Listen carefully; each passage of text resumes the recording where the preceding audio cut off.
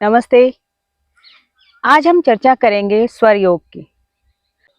जब हम स्वर योग की बात करते हैं तो स्वर से हमारा अभिप्राय केवल नासिका में चलने वाली श्वास है, उसे कहीं अधिक रहता है। जो हमारी जीवनदायिनी शक्ति है वो वायु है और वायु का ही सूक्ष्म रूप जो होता है वो प्राण होता है। और जो प्राण है इसका गमन करने के लिए जो भी पाथवे होता है उसे नाड़ियां कहा जाता है। और इसी को हम समझेंगे जो स्वर योग की जो मुख्य बुक है शिव स्वरोदय, उसके माध्यम से। तो आज मेरे पास स्वर योग से संबंधित कुछ पुस्तकें हैं।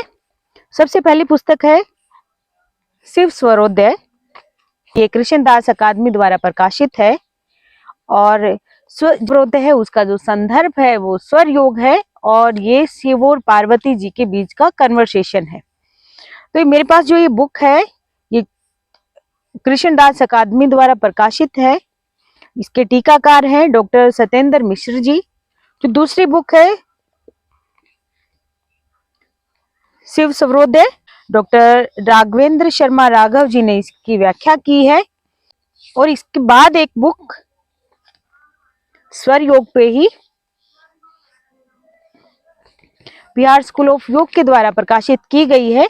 इसमें भी सामान्य स्वर और प्राण के बारे में बताकर और जो व्याख्या है वो शिव स्वरोदय की ही दी गई है। तो आज हम जो बात करेंगे, जो समझेंगे, वो हम समझेंगे इस बुक के माध्यम से। इसमें हम इसको रीड करेंगे, पढ़ेंगे और थोड़ा सा समझने का प्रयास करेंगे। अगर आपको कोई चीज ऐसी लगती है कि जो समझ नहीं आ रही है तो आप इसमें पूछ सकते हैं।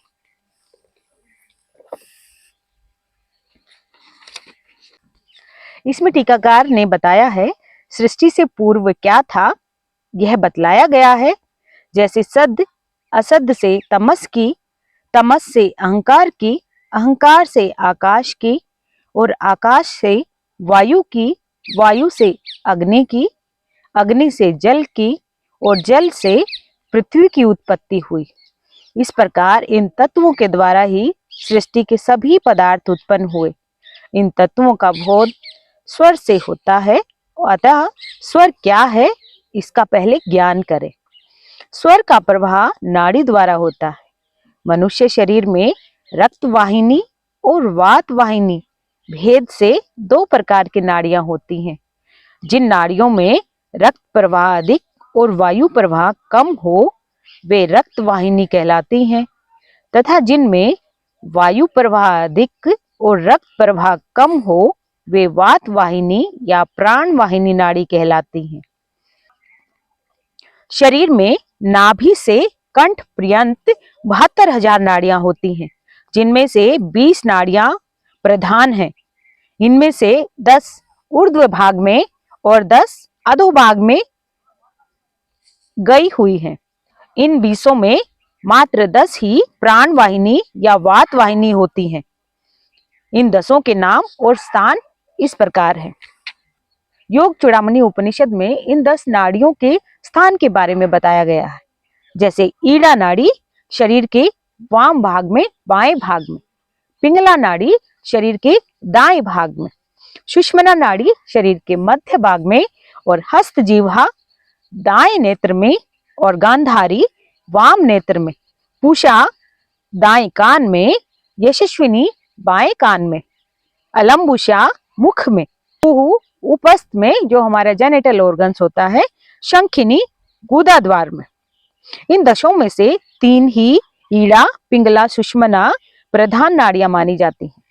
इनमें ईड़ा चंद्र से संबंधित होने के कारण चंद्र नाड़ी, पिंगला सूर्य से संबंधित होने से सूर्य नाड़ी और सुषुम्ना सूर्य चंद्र दोनों से संबंधित होने के कारण शिव नाड़ी कहलाती है। यद पिंडे तद ब्रह्मांडे के अनुसार जो ब्रह्मांड में है वह पिंड में है। ब्रह्मांड स्थित सूर्य चंद्र की शक्ति का इस चराचर सृष्टि पर बहुत ही प्रभाव पड़ता है, जो प्रत्यक्ष और सर्वविदित है। अतः इस पिंड रूपी शरीर में स्थित सूर्य चंद्र को अनुकूल कर लेने पर मनुष्य को भी अपरिमित शक्ति की प्राप्ति होती है। सूर्य चंद्र रूपी स्वर को अनुकूल बनाने हेतु अभ्यास की जरूरत है। अभ्यास को ही योग साधना कहा जाता है। स्वर की पहचान, योग साधना में स्वर पहचान की बहुत सी विधियां हैं, जिनमें सबसे सरल विधि हथेली द्वारा स्वर ज्ञान है, जिसमें नासिका के छिद्रों के आगे हथेली रखने पर सहज ही यह ज्ञान हो जाता है कि स्वर बायां चल रहा है या दायां चल रहा है। स्वर परिवर्तन की विधियां भी बताई गई हैं। टीकाकार आरंभ करते हैं मंगलाचरण के साथ। श्री महादेव, पार्वती और गणपति को नमस्कार करके मैं गुरुदेव और परमात्मा का भजन करता हूँ, जो इस असार संसार से उद्धार कराने वाले हैं। पार्वती जी कहती हैं, हे देवादिदेव महादेव, मेरे ऊपर कृपा करके सर्वसिद्धकार जो ज्ञान है उसको मुझसे कहिए। हे देव, यह ब्रह्मांड कैसे उत्पन्न होता है, किस प्रकार परिवर्तित होता है और कैसे इसका विनाश होता है, इस ब्रह्मांड के वास्तविक आधार स्वरूप को आप मुझसे कहें। शिव जी कहते हैं, यह ब्रह्मांड तत्वों से उत्पन्न हुआ, तत्वों के द्वारा ही इसका संचालन होता है और तत्वों में ही इसका विलय हो जाता है। इस तरह इस ब्रह्मांड का निर्माण तत्व द्वारा ही होता है। देवी कहती हैं, हे देव, तत्व ज्ञानियों ने इस जगत का मूल कारण जब तत्व ही बताया है, तो इन तत्वों का स्वरूप क्या है उसे समझाइए और इस तत्व को प्रकाशित भी कीजिए। शिव जी कहते हैं, माया रहित, निर्विकार और शाश्वत एक देव परमेश्वर है, उससे आकाश की उत्पत्ति हुई और आकाश से वायु की उत्पत्ति हुई,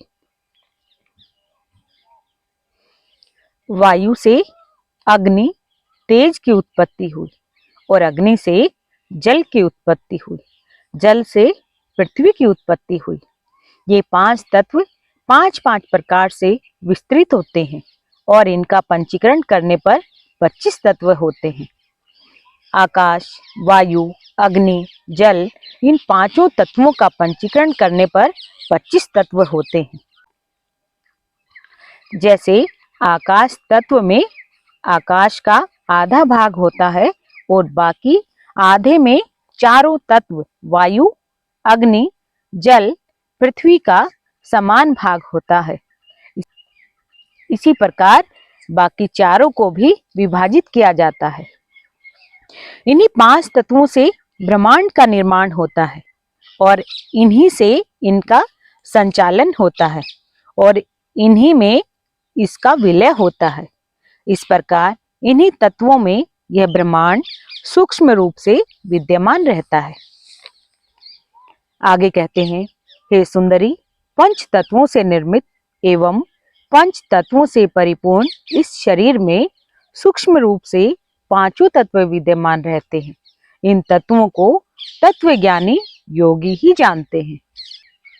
शरीर में स्थित आकार आदि स्वर उच्चारण में जो मुख्य स्वर है, अब उसे हम कहते हैं। आकार आदि स्वर उच्चारण में हंसाचार अर्थात श्वास खींचते समय सह और छोड़ते समय हम का उच्चारण होता है। इसी के द्वारा भूत, भविष्य और वर्तमान का ज्ञान होता है। प्राण वायु के संचारण में गुप्त से भी गुप्त सार तत्व को प्रकाशित करने वाला स्वरोदय ज्ञान सबसे श्रेष्ठ ज्ञान है। स्वरोदय का ज्ञान सूक्ष्म से सूक्ष्म होते हुए भी सुबोध और सत्य का ज्ञान कराने वाला है। यह नास्तिकों के लिए विस्मयकारक और आस्तिकों के लिए सहायता करने वाला है। शांत, शुद्ध, सदाचारी, गुरु भक्ति में दृढ़ चित्त और कृतज्ञ शिष्य को ही इस स्वरोदय का ज्ञान प्रदान करना चाहिए। दुष्ट, दुर्जन, क्रोधी, नास्तिक, गुरु पत्नी पर कुदृष्टि रखने वाला, श्रीहीन, दुराचारी और मूर्ख शिष्य को इस स्वरोदय ज्ञान को नहीं प्रदान करना चाहिए। हे देवी, शरीर स्थित उस उत्तम ज्ञान को तुम सुनो, जिस ज्ञान की प्राप्ति हो जाने पर सर्वज्ञता प्राप्त होती है। ईश्वर में ही संपूर्ण वेद हैं। सभी शास्त्र इसी के अंतर्भूत हैं। संगीत विद्या भी इसी में है। संपूर्ण त्रिलोक्य ही इसी स्वर में है और स्वर ही आत्म स्वरूप है। ईश्वर ज्ञान से विहीन देवज्ञ उसी प्रकार होता है जैसे स्वामी विहीन गृह, शास्त्र विहीन मुख और मस्तक विहीन शरीर। जो व्यक्ति नाड़ी प्राण तत्व का भेद और ईड़ा पिंगला सुषुम्ना आदि नाड़ियों का मिश्र भेद जानता है, वह मुक्ति को प्राप्त करता है। हे सुंदरी, साकार या निराकार, व्यवहारिक या पारमार्थिक, शुभ वायु के बल से कुछ लोग स्वर का ज्ञान करना शुभ समझते हैं। इस स्वर के द्वारा ही यह ब्रह्मांड और उसके अंश पिंड आदि उत्पन्न होते हैं। इस सृष्टि का संहार करता शिव स्वरूप साक्षात स्वर ही है। स्वर ज्ञान से श्रेष्ठ कोई गुप्त नहीं। स्वर ज्ञान से श्रेष्ठ कोई गुप्त वस्तु नहीं। स्वर ज्ञान से श्रेष्ठ कोई धन नहीं। स्वर ज्ञान से उत्तम कोई ज्ञान न देखा गया है और न सुना गया है। स्त्रुनाश स्वर बल से होता है और स्वर बल से मित्र प्राप्ति, लक्ष्मी प्राप्ति और यश सुख की प्राप्ति होती है। स्वर बल से ही कन्या प्राप्ति होती है। स्वर बल से ही राजा का दर्शन होता है। स्वर बल से ही देव सिद्धि होती है और स्वर बल से ही राजा वश में होता है। स्वर बल के आधार पर ही प्रदेश गमन करना चाहिए। स्वर बल में ही भोजन आदि कार्य करने चाहिए। लघु दीर्घ स्वर बलानुसार मलमूत्र का त्याग भी करना चाहिए। हे सुंदरी, सभी शास्त्र पुराण स्मृतियां और वेदांग स्वर रूप ही हैं। स्वर से श्रेष्ठ कोई तत्व नहीं। स्वर रूपी महान तत्व का ज्ञान जब तक मूढ़ लोगों को नहीं होता है, तब तक नाम रूप आदि में उन लोगों को असत्य ज्ञान का भ्रम बना रहता है। सभी शास्त्रों से श्रेष्ठ यह स्वरोध्य शास्त्र है। आत्मा रूपी ग्रह को प्रकाशित करने वाला यह एक महादीपक है। हर किसी को इस स्वर ज्ञान को नहीं देना चाहिए। इस शास्त्र का ज्ञान अपने चित्त, वाणी और बुद्धि में ही रखना चाहिए। तिथि, नक्षत्र, वार, ग्रह, देवता, भद्रा, व्यतिपात, वैधृति आदि अशुभ योगों के रहने पर भी स्वर बल के द्वारा होने वाले शुभ फल का नाश नहीं होता है। हे देवी, शुद्ध स्वर बल की प्राप्ति होने पर सभी शुभ फल प्राप्त होते हैं। इस स्वर शास्त्र में किसी भी तरह का दुर्योग न कभी था और न कभी रहेगा। कहने का अभिप्राय है कि अगर तिथि, नक्षत्र, वार, ग्रह सभी आपके विपरीत होते हैं और आप स्वर के हिसाब से कार्य करते हैं तो उनका प्रभाव लगभग समाप्त हो जाता है। स्वर इतना प्रभावशाली है। आगे कहते हैं, विद्वानों को अपने शरीर में फैली हुई अनेक तरह की नाड़ियों को अपने शरीर ज्ञान हेतु अवश्य जानना चाहिए। नाभि स्थान से लेकर स्कंद प्रदेश तक मेरुदंड रूपी अंकुर जो है, उसके आसपास शरीर में 72,000 नाड़ियां हैं। नाभि स्थान में स्थित कुंडलिनी चक्र के ऊपर में 10 और नीचे में 10 नाड़ियां होती हैं। कुंडलिनी की आकृति सर्प कुंडली सदृश होती है। तांत्रिक मतानुसार परमेश्वर की जो पराशक्ति शरीर में सुप्त पड़ी रहती है, उसी को कुंडलिनी कहते हैं। यह मानव शरीर में मेरुदंड के नीचे मूलाधार में स्थित रहती है। कुंडलिनी जागृत करके उसे अपना मनोरथ सिद्ध किया जा सकता है। योग साधना द्वारा इसको जागृत किया जाता है। इसके आगे नाड़ी की संख्या और उनके कार्यों के बारे में बताया गया है। 24 नाड़ियों में 2-2 नाड़ियां तिरछी गई हैं। शेष 20 में 10 प्रधान नाड़ियां हैं और 10 वायु वहन करने वाली नाड़ियां हैं। तिरछी ऊपर और नीचे की नाड़ियां वायु और शरीर का आधार हैं। ये नाड़ियां चक्रवत इस शरीर में रहती हैं और वे प्राण के आश्रित होती हैं। नाड़ियों के भेद के बारे में बताया है। पूर्व में कही गई नाड़ियों में 10 प्रधान नाड़ियां हैं। उन 10 नाड़ियों में से 3 उत्तम हैं। इनका नाम है ईड़ा, पिंगला और सुषुम्ना। उपरोक्त तीनों नाड़ियों से भिन्न गांधारी, हस्तजीवा, पूषा, यशस्विनी, अलंबुसा, कुहू और शंखिनी, ये 7 सब मिलकर 10 नाड़ियां प्रधान हैं। नाड़ियों के स्थान के बारे में बताया गया है। शरीर में बाईं ओर ईड़ा नाड़ी विद्यमान है, पिंगला दाईं ओर, सुषुम्ना बीच में और गांधारी बाईं आंख में स्थित है। दाईं आंख में हस्तजीवा नाड़ी रहती है, पूषा दक्षिणी कान में, यशस्विनी बाएं कान में और अलंबुसा नामक नाड़ी मुख में स्थित है। कुहू नाड़ी लिंग प्रदेश में रहती है और शंखिनी नाड़ी गुदा प्रदेश में स्थित है। इस तरह देह के 10 द्वारों से आश्रित उक्त 10 नाड़ियां हैं। ईड़ा, पिंगला और सुषुम्ना प्राण वायु के मार्ग में स्थित हैं। पूर्व में कही गई 10 नाड़ियां मनुष्य के शरीर में ही विद्यमान है। वायु स्थान और उनके भेद के बारे में बताया गया है। शरीर में स्थित मुख्य नाड़ियों के नाम पहले ही कहे जा चुके हैं। अब वायुओं के नाम इस प्रकार हैं: प्राण, अपान, समान, उदान और व्यान।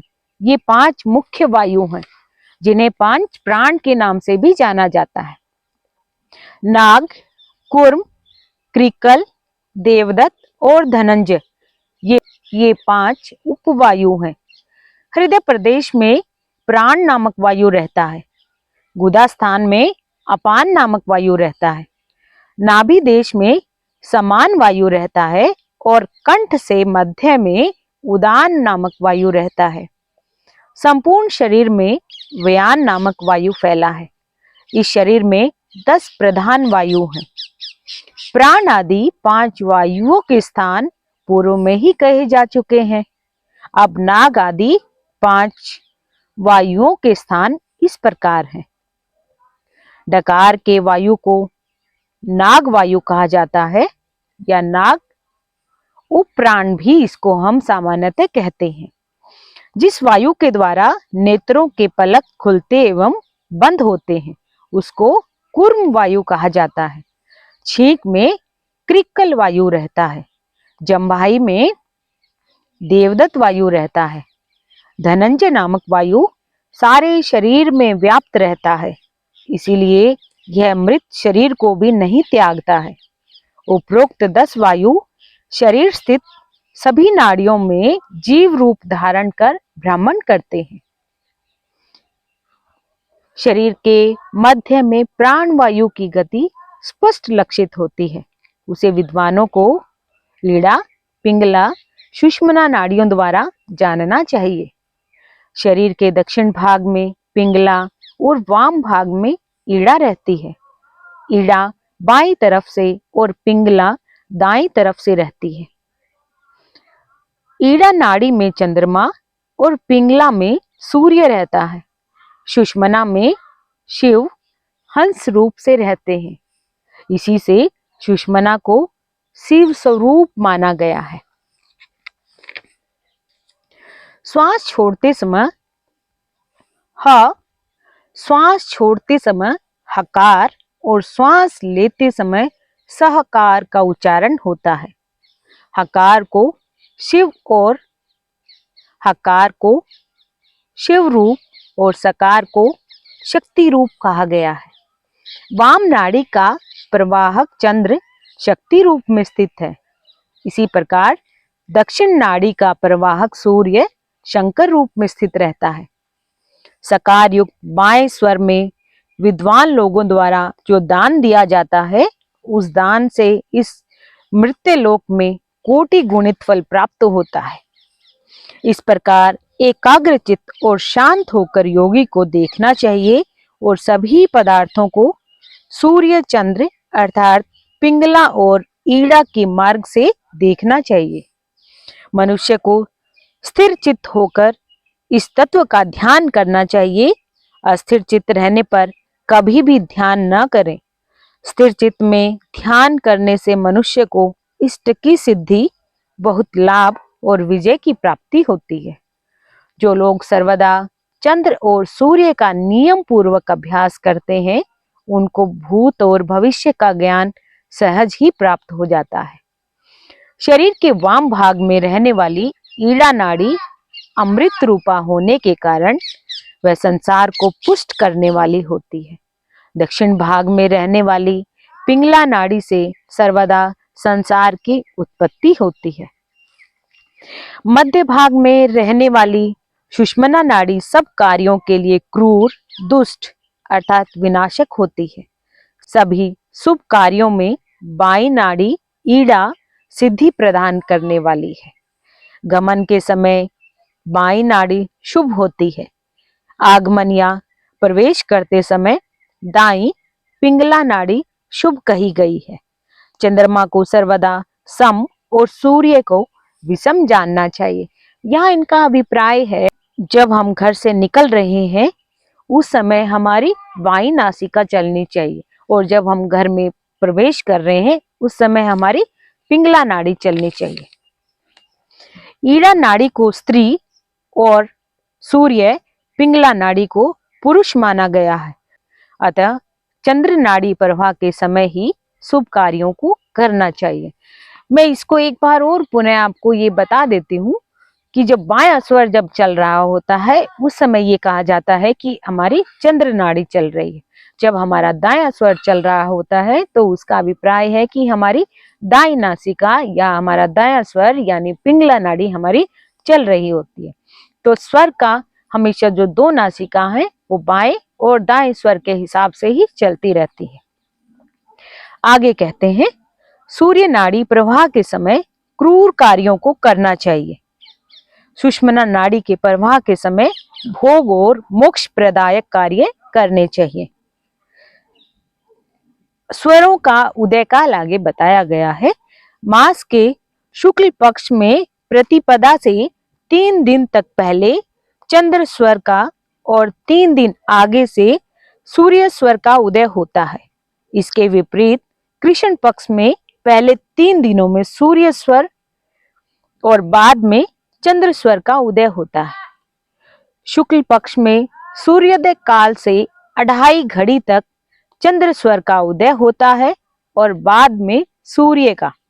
कृष्ण पक्ष में इसी प्रकार पहले 2:30 घड़ी तक सूर्य स्वर का उदय होता है और बाद में चंद्र का। दिन रात उक्त प्रकार से 2:30 घड़ी के हिसाब से चंद्र और सूर्य स्वर चलते हैं। उन घटियों के बीच में 5 तत्व प्रवाहित होते हैं। पूर्वोक्त नियम के अनुसार चंद्र स्वर और सूर्य स्वर प्रवाहित हों तो कार्यों का प्रारंभ करना चाहिए और विपरीत प्रवाह में नहीं करना चाहिए। शुक्ल पक्ष की प्रतिपदा के प्रारंभ से बाई नाड़ी और कृष्ण पक्ष की प्रतिपदा के प्रारंभ से दाई नाड़ी को एकाग्रचित्त होकर योगी को जानना चाहिए। अर्थात समय समय पर चंद्र स्वर और सूर्य स्वर के प्रवाह को योगी जनों को जानना चाहिए। मतलब जब हम अपने दिन के कार्य कर रहे हैं, पूरे दिन के रूटीन में भी है, तो हमें समय समय पर अपने स्वर को चेक करते रहना चाहिए कि कौन सा स्वर चल रहा है, क्योंकि जो हमारा दायां और बायां स्वर होता है वो हमारे पूरे व्यवहार और हमारे कार्यों को प्रभावित करता है। आगे कहते हैं, स्वर अभ्यास में योग सिद्धि।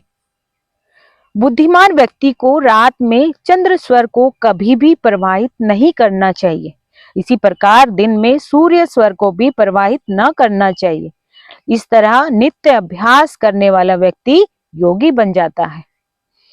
सूर्य स्वर से सूर्य और चंद्र स्वर से चंद्र वशीभूत होते हैं। इस प्रकार स्वर प्रवाह की क्रिया जानने वाले को संपूर्ण जगत एक क्षण में ही वशीभूत हो जाता है। चंद्रमा के स्वर प्रवाह में यदि दिन का प्रारंभ हो और सूर्य के स्वर में यदि उसका अंत हो तो इसमें अनेक शुभ फल प्राप्त होते हैं। यदि इसके विपरीत प्रवाह हो रहा हो उस समय कोई भी शुभ कार्य नहीं करना चाहिए। कहने का अभिप्राय ये है कि जब हम सुबह उठते हैं तो हमारा चंद्र स्वर अगर चल रहा होगा तो उसे शुभ माना जाता है, और सोते समय अगर हमारा सूर्य स्वर चल रहा है तो हमारे स्वास्थ्य के लिए उसे अच्छा माना जाता है। इसके आगे वार के अनुसार जो हमारा स्वर है उसकी कार्य सिद्धि के बारे में बताया गया है।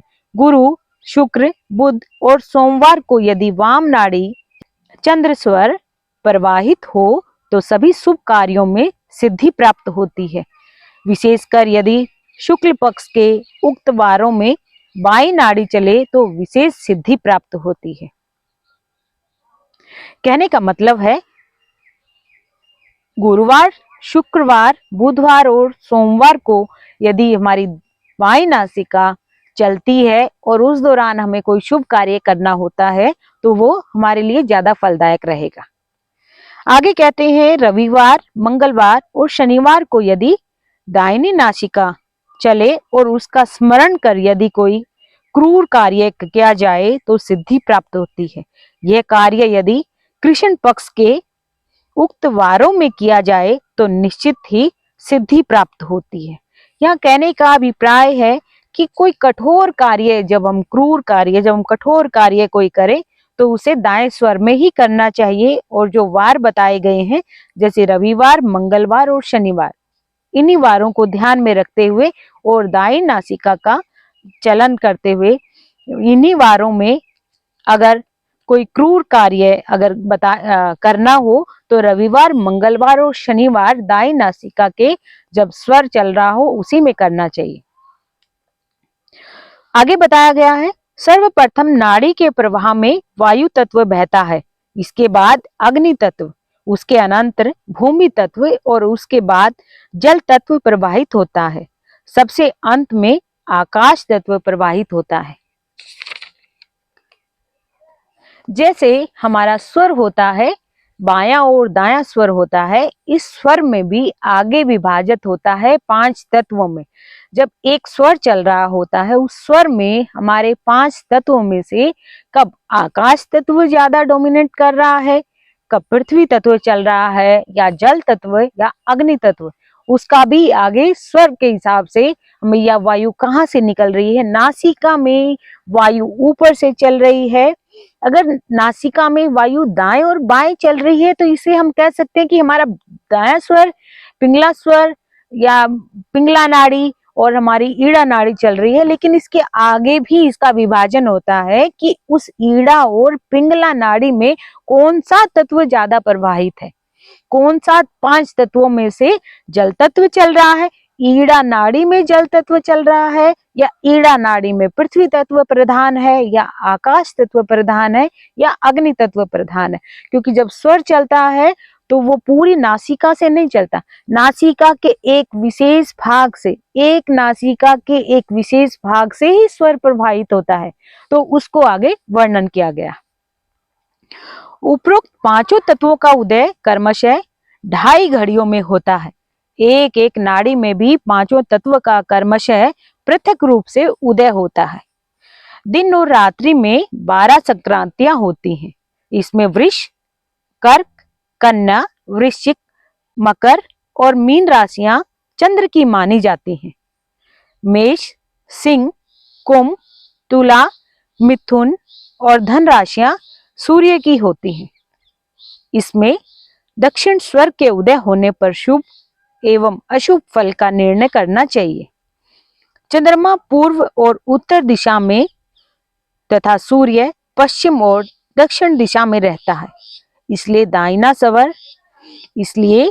दाहिना स्वर अथवा दक्षिण नाड़ी चलने पर पश्चिम और दक्षिण दिशा की ओर यात्रा नहीं करनी चाहिए। बाई नाड़ी के प्रवाह के समय पूर्व और उत्तर दिशा की ओर यात्रा नहीं करनी चाहिए। यदि कोई यात्रा करता है तो उसे शत्रु का भय होता है और वह नहीं लौटता, इसलिए सबके हितैषी विद्वानों ने उक्त प्रकार की यात्राएं कभी नहीं करनी चाहिए ऐसा कहा है, अन्यथा वैसी यात्रा करने पर यात्री की मृत्यु होती है। शुक्ल पक्ष की द्वितीया को सूर्य स्वर के समय यदि चंद्र स्वर चलता हो तो शुभ, तो शुभ कार्यों में सुख और लाभ की प्राप्ति होती है या दिखाई देती। शुक्ल की द्वितीया को सूर्य स्वर के समय यदि चंद्र स्वर चलता हो तो शुभ कार्यों में सुख और लाभ की प्राप्ति होती हुई दिखाई देती है। जिस दिन सूर्योदय के समय सूर्य स्वर और चंद्रोदय के समय चंद्र स्वर चलता हो तो उस दिन रात में किए गए कार्य सिद्ध होते हैं। सूर्योदय के समय चंद्र स्वर और चंद्रोदय के समय सूर्य स्वर हो तो उस समय कलह, हानि अथवा दुख आदि होते हैं। अतः इस समय शुभ कर्म नहीं करने चाहिए। विद्वान लोग कहते हैं कि सूर्य स्वर प्रवाह के समय सूक्ष्मतम एवं कठिनतम विषय का ही ज्ञान अवश्य ही प्राप्त होता है। इसके विपरीत चंद्र स्वर के प्रवाह के समय उक्त विषयों का ज्ञान प्राप्त नहीं होता। प्रातः काल की 4 घड़ियों से लेकर दिन भर के स्वरों का यदि विपरीत उदय होता हो, अर्थात चंद्र स्वर के समय सूर्य स्वर और सूर्य स्वर के समय चंद्र स्वर चलता हो तो फल विपरीत होता है। प्रथम समय में स्वर विपरीत होने से मन उद्विग्न होता है। दूसरे समय में धन का नाश होता है। तीसरे समय में यात्रा और चौथी बार इष्ट कार्य का नाश होता है।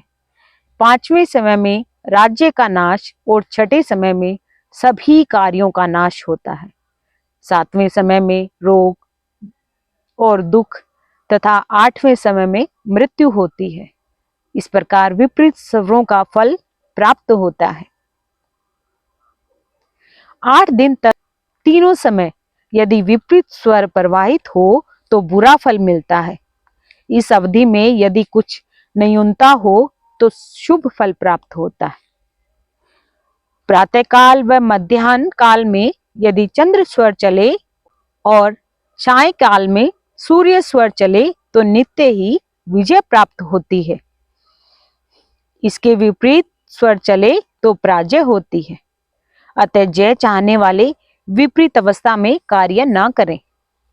बायां अथवा दाहिना स्वर जिस समय प्रवाहित हो और उसके साथ यदि सुषमना भी चलता हो तो उस समय उस तरफ का पांव आगे रखकर प्रस्थान करना चाहिए। इससे सिद्धि प्राप्त होती है।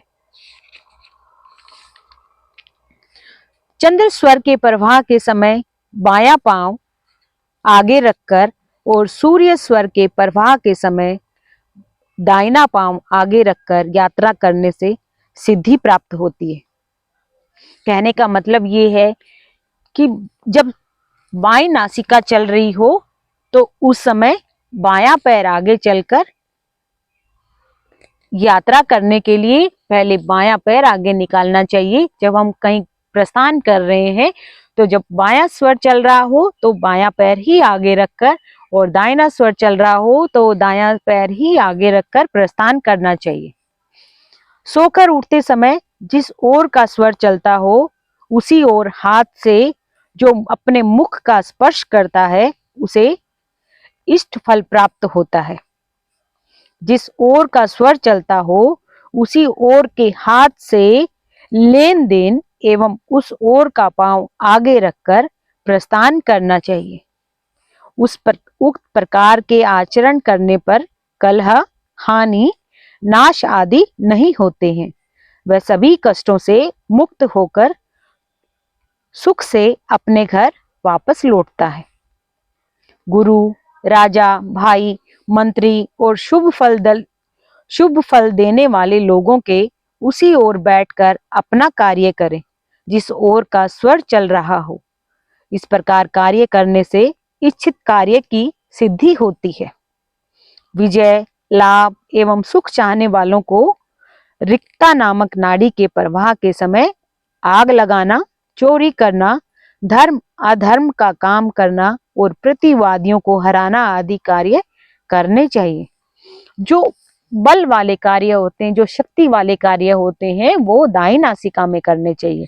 दाईं नासिका में करने का मतलब है दाईं नासिका जब प्रवाहित हो रही हो उस समय करने चाहिए। कुछ लोगों का मत है कि दूर देशों की यात्रा चंद्र स्वर में और समीप देशों की यात्रा सूर्य स्वर में करनी चाहिए। युद्ध और लाभ आदि के विषय में जो पहले कहा गया है वह पूर्ण नाड़ी के प्रवाह में निसंदेह सफल होता है। शून्य नाड़ी के प्रवाह के समय पूर्वोक्त युद्ध लाभ आदि निसफल होते हैं। यह कथन सर्वज्ञ शिवजी का होने के कारण कभी अन्यथा नहीं लगता है। पूर्व स्वर के प्रवाह के समय व्यवहारिक कार्यों का संपादन, दुष्टों को दंड देना, द्वेष कार्य, विद्या द्वारा ठगना, स्वामी का कुपित होना, चोरी आदि भयंकर कार्य सफल होते हैं। चंद्र स्वर दूर देश की यात्रा को निर्विघ्न रूप से पूर्ण करने में और इष्ट वस्तु की प्राप्ति करा देने में शुभ होता है। गृह प्रवेश आदि कार्यों के लिए सूर्य स्वर शुभ कहा गया है। अयोग्य स्थान में नाड़ी की योग्यता एवं योग्य स्थान में नाड़ी की अयोग्यता हो सकती है, क्योंकि यह प्राणी कार्य के बंधन से मुक्त नहीं है। इसलिए रुद्र नाड़ी सुषुम्ना जैसी चले उसी प्रकार का कार्य करना श्रेष्ठकर होता है। चंद्र स्वर विष हरण करता है और सूर्य स्वर बलवान को भी वश में करता है। सुषुम्ना नाड़ी के प्रवाह में मोक्ष होता है। इस तरह एक देवता 3 रूपों में रहता है। यहाँ अभिप्राय है, एक देवता के रहने का मतलब है जो हमारा स्वर होता है, ईड़ा नाड़ी, ईड़ा, पिंगला और सुषुम्ना तीनों में रहता है। शुभ अथवा अशुभ जो भी कार्य दिन या रात में किया जाता है उस कार्य के अनुकूल ही नाड़ी का चलना आवश्यक होता है। इस तरह कार्य के अनुसार स्वर प्रवाह का होना कार्य सिद्धिदायक होता है। ईड़ा नाड़ी का फल पूजन, तपस्या आदि स्थिर कार्य करने में, आभूषणों को धारण करने में, दूर देशों में जाने में, ब्रह्मचर्य, गृहस्थ आदि चारों आश्रमों के धर्मों का पालन करने में, घर में रहने में और वस्तुओं का संग्रह करने में ईड़ा नाड़ी का चलना उत्तम माना जाता है। सरोवर, कुआं, तालाब आदि बनवाने में, खंबे का गाड़ना, देवता की प्रतिष्ठा करना, यात्रा, दान, विवाह, वस्त्र, अलंकार आदि धारण करना ईड़ा नाड़ी के प्रवाह के समय करना चाहिए। शांतिजन्य कार्य, पौष्टिक कर्म, दिव्य औषधि एवं रसायनों का सेवन, मालिक का दर्शन, मैत्री स्थापन, व्यवहार, व्यापार, अन्न संग्रह आदि कार्यों में ईड़ा नाड़ी शुभ होती है। गृह प्रवेश, सेवा, खेती, बीज बोना, शुभ कार्य, संधि, प्रस्थान आदि में ईड़ा नाड़ी शुभ है। विद्याध्ययन का प्रारंभ, भाइयों का दर्शन, जन्म एवं मरण, धर्म का अनुष्ठान, दीक्षा का ग्रहण और मंत्र सिद्धि आदि कार्यों में ईड़ा नाड़ी श्रेष्ठ होती है। काल का ज्ञान, योगोपवीत का धारण, वेद का अध्ययन करना, पशुओं को घर में लाना, कठिन रोगों की चिकित्सा करना तथा मालिक को बुलाना आदि कार्य ईड़ा नाड़ी में शुभ होते हैं। हाथी घोड़ों की सवारी, धनुर्विद्या का अध्ययन, हाथी घोड़ों को घर में बांधना, दूसरों का उपकार करना, संपत्ति संग्रहण आदि ईड़ा नाड़ी में सफल होते हैं। गायन करना, बाजा बजाना, नृत्य करना, नाट्यशाला का विचार करना, नाट्य शास्त्र का विचार करना, गांव और शहर में प्रवेश करना, तिलक लगाना और खेत खरीदना आदि कार्यों के लिए ईड़ा नाड़ी शुभ है। दुख, शोक, विषाद, ज्वर, मूर्छा आदि में, स्वजन तथा मालिक के संबंध में और अन्न, लकड़ी आदि के संग्रह में ईड़ा नाड़ी शुभ होती है। हे पार्वती, स्त्रियों के दंत आभूषणों को लगाने में, वृष्टि के आगमन में, गुरु के पूजन में एवं विष को उतारने में ईड़ा नाड़ी शुभ होती है। योगाभ्यास आदि कार्य ईड़ा नाड़ी में सिद्धि प्राप्त कराते हैं, किंतु ईड़ा नाड़ी में यदि तेज, वायु और आकाश तत्व उदित हों तो उक्त कार्य न करने चाहिए। ईड़ा नाड़ी में पृथ्वी और जल तत्व उदित रहने पर ही उपरोक्त कार्य सिद्ध होते हैं। दिन अथवा रात में किए गए सभी कार्य ईड़ा नाड़ी में सिद्ध होते हैं। सभी शुभ कार्यों में चंद्र स्वर श्रेष्ठ होता है। आगे पिंगला नाड़ी के फल के बारे में चर्चा की गई है। पिंगला नाड़ी का फल कठिन एवं क्रूर विधाओं को पढ़ने और पढ़ाने में, स्त्री अथवा वेश्या के यहाँ जाने में और बड़ी नाव पर चढ़ने में पिंगला नाड़ी शुभ होती है। खराब कार्य करने में, शराब पीने में, अस्त्र शास्त्रों के मंत्र सिद्ध करने में, व्याकुलता में, देशों को नष्ट करने में और शत्रु को विष देने में पिंगला नाड़ी श्रेष्ठ है। शास्त्रों का अध्ययन, गमन, शिकार, पशुओं का विक्रय, ईंट, लकड़ी, पत्थर, रत्न आदि को घिसकर बनाना, बुरे कार्य करना आदि में पिंगला नाड़ी शुभ है। गति का अभ्यास करना, यंत्र और तंत्रों का व्यवहार करना, किलों और पहाड़ों पर चढ़ना, जुआ खेलना, चोरी करना, हाथी, घोड़ा, रथ आदि वाहनों पर चढ़ना पिंगला नाड़ी में फलदायक होता है।